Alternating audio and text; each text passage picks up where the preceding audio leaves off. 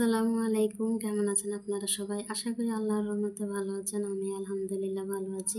আবার আপনাদের মাঝে আরেকটি ভিডিও নিয়ে হাজির হয়েছি। আজকে ভিডিও হলো গরুর হাড় দিয়ে মুগের ডাল রান্না। এটা খেতে অসম্ভব মজা লাগে। এটা সাদা ভাত, রুটি, পরোটার সাথে খেতে খুবই মজা লাগে। তো চলুন মূল উপকরণে চলে যাই। এই যেখানে আমি একটা পাতিল বসিয়ে দিয়েছি চুলায়। বসিয়ে এখন আমি দিয়ে দেব পরিমাণ মতো তেল দিয়ে এখন আমি এখানে 2-3টের মতো দিয়ে দিব তেজপাতা দিয়ে একটু তেলের সাথে নেড়ে চেড়ে দিচ্ছি।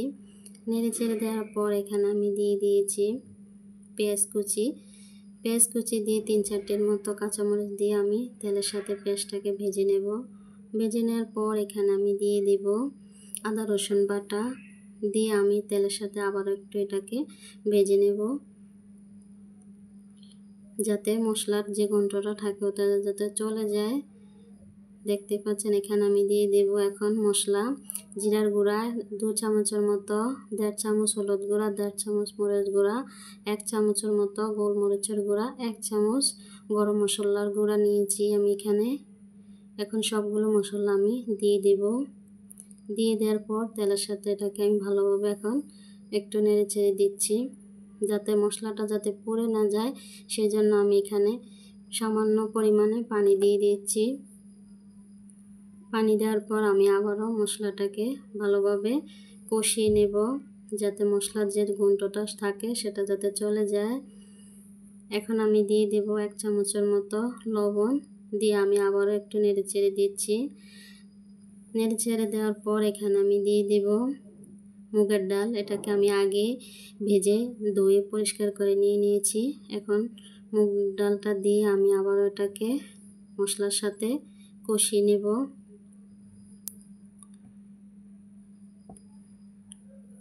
দেখতে পাচ্ছেন কষিয়ে নেওয়ার পর এখানে আমি দিয়ে দেব গরুর হাড়। এটা আমি আগেই সামান্য একটু আদা রসুন বাটা দিয়ে হলুদ লবণ মরিচ দিয়ে এটাকে আমি আগের দিন কষিয়ে রেখেছিলাম, সেটাই এখন আমি দিয়ে দিচ্ছি। এখানে যে হাড়ের সাথে সামান্য পরিমাণ গোশ থাকে, গোশটা লেগে থাকে, ওই পরিমাণে হাড়গুলো আমি নিয়েছি। সিনার হাড় আছে, ওইগুলোই আমি নিয়েছি। নেওয়ার পর এখানে আমি এগুলো ভালোভাবে মশলার সাথে মাখিয়ে নিয়েছি। মাখিয়ে নেওয়ার পর আমি ঢাকনা দিয়ে ঢেকে দিয়েছি কিছুক্ষণের জন্য। ঢাকনাটা সরিয়ে আমি আবারও একটু নেড়ে ছেড়ে দিচ্ছি, যাতে নিচে লেগে না যায়। নেড়ে ছেড়ে দেওয়ার পর আমি আবারও ঢাকনা দিয়ে ঢেকে দিচ্ছি। ঢেকে দেওয়ার পর আমি আবারও 10 মিনিট পর ঢাকনাটা সরিয়ে আমি আবারও একটু নেড়ে ছেড়ে দিচ্ছি। ভালোভাবে কষিয়ে রান্না করলে খেতে অনেকটাই ভালো লাগে। বাসায় আপনারা একবার হলো এভাবে রান্না করে দেখবেন, খেতে খুবই ভালো লাগে। আমি আবারও নেড়ে ছেড়ে দিচ্ছি। নেড়ে ছেড়ে দেওয়ার পর আমি আবারও ঢাকনাটা সরিয়ে আমি আবারও নেড়ে ছেড়ে দিচ্ছি। এভাবে আমি ঢাকনা সরিয়ে নেড়ে ছেড়ে আমি মাঝে মাঝে নেড়ে ছেড়ে দিয়েছি। দেখতে পাচ্ছেন আমার ডালটা কষানো হয়ে গেছে।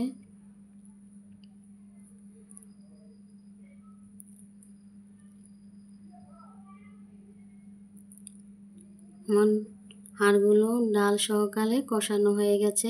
এখন আমি পরিমাণ মতো পানি দেব সিদ্ধ হওয়ার জন্য। পানি দিয়ে দিয়েছি। পানি দেওয়ার পর আমি আবারও একটু নেড়ে চেড়ে দিচ্ছি। নেড়ে চেড়ে দিয়ে হাড়গুলো মিশিয়ে নেব। এখন আমি ঢাকনা দিয়ে ঢেকে এখন সিদ্ধ করে নেব। ঢাকনাটা সরিয়ে আমি আবার একটু নেড়ে চেড়ে দিচ্ছি। দেখতেই পাচ্ছেন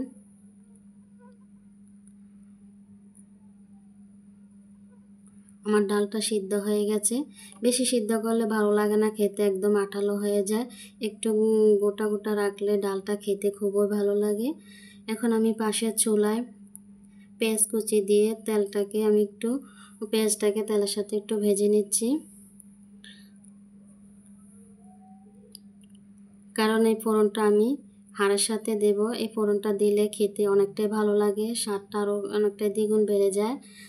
দেখতে পাচ্ছেন আমি দিয়ে দিয়েছি। এখন আমি আবার একটু নেড়েচেড়ে দিচ্ছি যাতে পেঁয়াজগুলো মিশে যায়। দেখতে পাচ্ছেন আমি আবার একটু নেড়েচেড়ে দিচ্ছি। এভাবে আমি রান্না করে নিয়েছি।